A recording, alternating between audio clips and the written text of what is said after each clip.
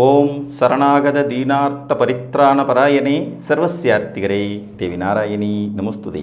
வணக்கம் நேயர்களே, இது மகாலட்சுமி ஜோதிடம் வழங்கும் காலச்சக்கரம். உங்கள் அன்பு ஜோதிடர் ஸ்ரீராம்ஜி பேசுகிறேன். அனைவரும் நலமுடன் இருக்கிறீர்களா? நன்றாகத்தான் இருப்பீர்கள், நன்றாக இருக்க வேண்டும். இன்றைய காணொளியில் நாம் காண இருப்பது நிரந்தர வெளிநாட்டு வாழ்க்கை. இதுதான் தலைப்பு. ஜாதகம் பார்க்குற அன்பர்களில் இன்றைக்கி நிறைய பேர் கேட்குற கேள்வி, வெளிநாடு போகிற யோகம் இருக்கா சார் அப்படின்னு. அடுத்த கேள்வி அவங்க கேட்குறது, வெளிநாட்டிலே நிரந்தரமாக தங்க முடியுமா, என்னுடைய குழந்தைகளையெல்லாம் அங்கேயே படிக்க வைக்க முடியுமா, வெளிநாட்டில் சொத்து வாங்க முடியுமா, அங்கேயே நான் ஒரு க்ரீன் கார்டு ஹோல்டராகவோ பர்மனெண்ட் ரெசிடென்ஸ்ன்னு சொல்லக்கூடிய பிஆரோ கிடைச்சிடுறதுக்கான வாய்ப்புகள் இருக்கான்னு கேட்பான். ஒரு ஜாதகத்தின் கிரக நிலைகள் இவைகளை தீர்மானிக்கும். எந்த ஒரு ஜாதகத்திற்கோ இந்த மாதிரியான கிரக அமைப்புகள் இருந்தால் அவங்க நிரந்தரமாக வெளிநாட்டில் தங்க முடியும். அது எந்த மாதிரியான கிரக அமைப்பு அப்படிங்கிறத பார்க்கலாம். பொதுவாக வெளிநாட்டு வாழ்க்கையை குறிப்பிடுற இடங்களில் முக்கியமான வீடுகளாக வரக்கூடியது 4, 8, 12ஆம் இடங்கள். 4, 8 மற்றும் 12ஆம் இடங்கள். இதில் 4ஆம் இடம்ங்கிறது நம்மளுடைய நிலைத்த வீடு, சொத்து சுகம் பட்டம் பதவி அந்தஸ்து குறிக்கக்கூடியது. 8ஆம் இடம் அப்படிங்கிறது முற்றிலும் புதிய சூழலில் ஒரு மனிதன் வசிப்பதை குறிக்கும். 12ஆம் இடம்ங்கிறது அந்நிய தேசத்தை குறிக்கும். 12ஆம் இடம்ங்கிறது அந்நிய தேசம், அந்நிய உலகம்ங்கிறத கூட சொல்லலாம். மேலுலகம் கீழுலகம் எல்லாம் குறிக்கிற இடம் 12 தான். முடிவை குறிக்கும் இடமும் 12.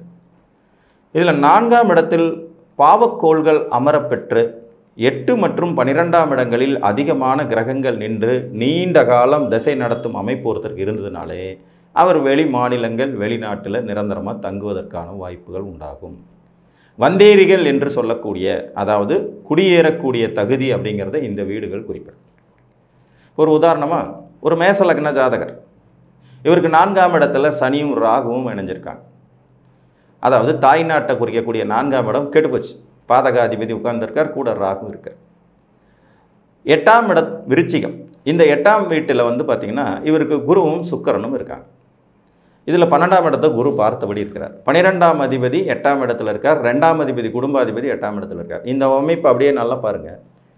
மேசலக்கணம் 4ஆம் இடத்துல சனி ராகு, 4ஆம் இடம் கெட்டு போச்சு. 8ஆம் இடத்துல 2 சுவர்கள், அதில் ஒரு சுவர் 12ஆம் இடத்தோடு தொடர்பு கொள்கிறார். அவர் 12ஆம் அதிபதியும் கூட. இந்த ஜாதகர் பார்த்திங்கன்னா கிட்டத்தட்ட 25-30 ஆண்டுகளுக்கு மேலே வெளிநாட்டிலே தங்கக்கூடிய தகுதி உடையவராகவும் அங்கேயே நிரந்தரமாக தங்கிவிடக்கூடிய வாய்ப்பு உடையவராகவும் இருக்கிறார். புரியுதுங்களா?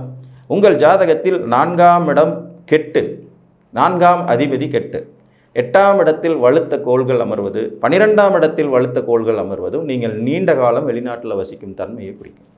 இந்த 8, 12ங்கிறது நம்மளை மறைந்து போக வைக்கக்கூடிய அமைப்பு, திடீரென்று தோன்றக்கூடிய அமைப்பு 8. சுத்தமாக ஆள் எங்கே இருக்காருனே தெரியாத அமைப்பு 12. அப்போ இந்த 8, 12ஆம் இடத்தின் வலு ஒருவருக்கு நிரந்தர தகுதியையும் வெளிநாட்டு வாழ்க்கையையும் வெளிநாட்டு முன்னேற்றத்தையும் அங்கேயே தங்கிவிடக்கூடிய விதியையும் குறிக்கும். ஆக்சுவலாக 8, 12ஆம் இடம் ரொம்ப மோசமாக பாதிக்கப்பட்டிருந்துச்சுன்னா சிறைப்படும் அமைப்பு உண்டாகும். வெளிநாட்டில் போய் சிறைப்படுவது, அகதிகளாக போய் சேர்றது, வெளிநாட்டில் கொத்தடிமையாக இருக்கிறது, குடும்பத்தை பிரிஞ்சு இருக்கக்கூடிய சூழ்நிலைகள் உருவாகிறது. இந்த மாதிரியான வீடுகளும் இந்த 8, 12 தான். 8ஆம் இடம் 12ஆம் இடம் மோஸ்ட்லி டேஞ்சரஸ் ஹவுசஸ், அதாவது மோசமான வீடுகளும் கூட. இங்கே ஏற்படக்கூடிய ஒரு சின்ன மாறுதல்ங்கிறது உங்கள் ஆயிலுக்கே உழ வச்சிடலாங்கிறது மாதிரியான அமைப்பு. ஏன்னா 8ஆம் இடம் ஆயுள் ஸ்தானமும் கூட, 12ஆம் இடம் விரயஸ்தானம், ஆயிலே விரயம் பண்ணிவிடுங்கிறது மாதிரியான அமைப்பு. பிரயாணங்களை குறிக்கக்கூடிய வீடு 9. ஒரு மனிதன் நீண்ட தூர பிரயாணம் செய்வாரா அப்படிங்கிறதையும் அதனால் அவருக்கு ஆதாயம் இருக்கிறதாங்கிறத குறிக்கக்கூடியதும் 9.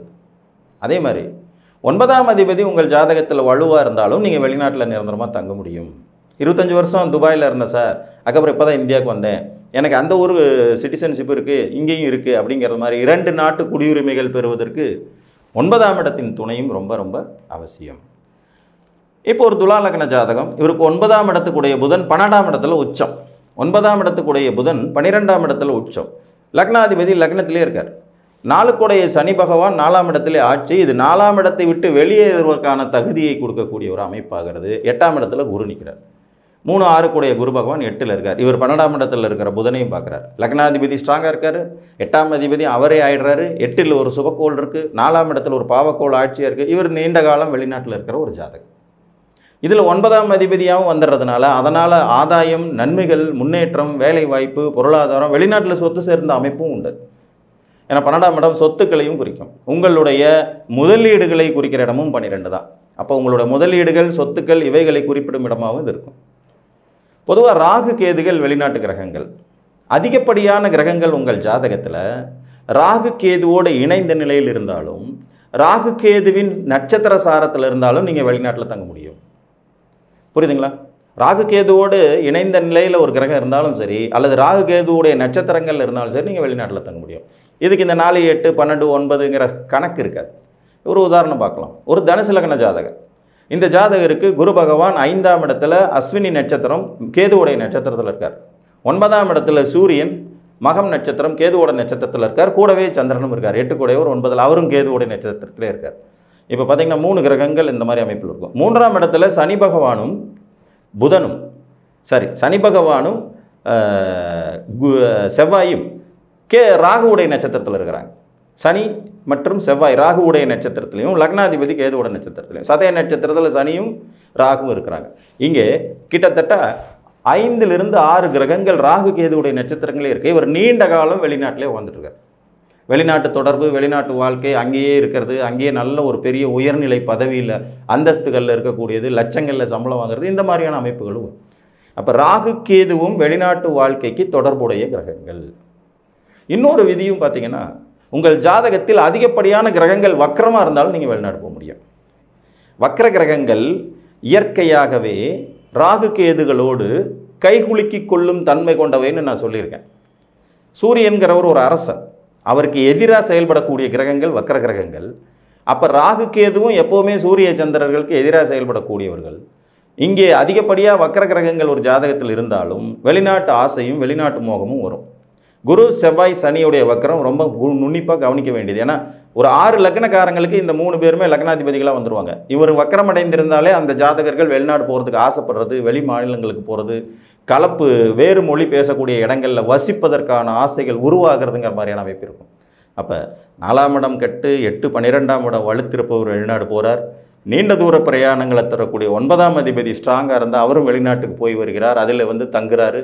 அதே மாதிரி ராகுவனுடைய கேதுவனுடைய நட்சத்திரங்கள் அதிகப்படியான கிரகங்கள் இருக்கும்போது அவரும் வெளிநாடு போகிறதுக்கான வாய்ப்புகள் உருவாகிறது. அதே மாதிரி வக்கர கிரகங்கள் உங்கள் ஜாதகத்தில் அதிகமாக இருந்தாலும் நீங்கள் வெளிநாட்டில் தங்குவதற்கும் வெளிநாட்டில் நிரந்தர குடியுரிமை பெறுவதற்கும் வாய்ப்புகள் உருவாகின்றன என்று கூறி மீண்டும் ஒரு காணொலியில் உங்களை சந்திக்கும் வரை உங்களிடமிருந்து அன்புடன் விடைபெற்றுக் கொள்வது உங்கள் அன்பு ஜோதிடர் ஸ்ரீராம்ஜி. நன்றி, வணக்கம்.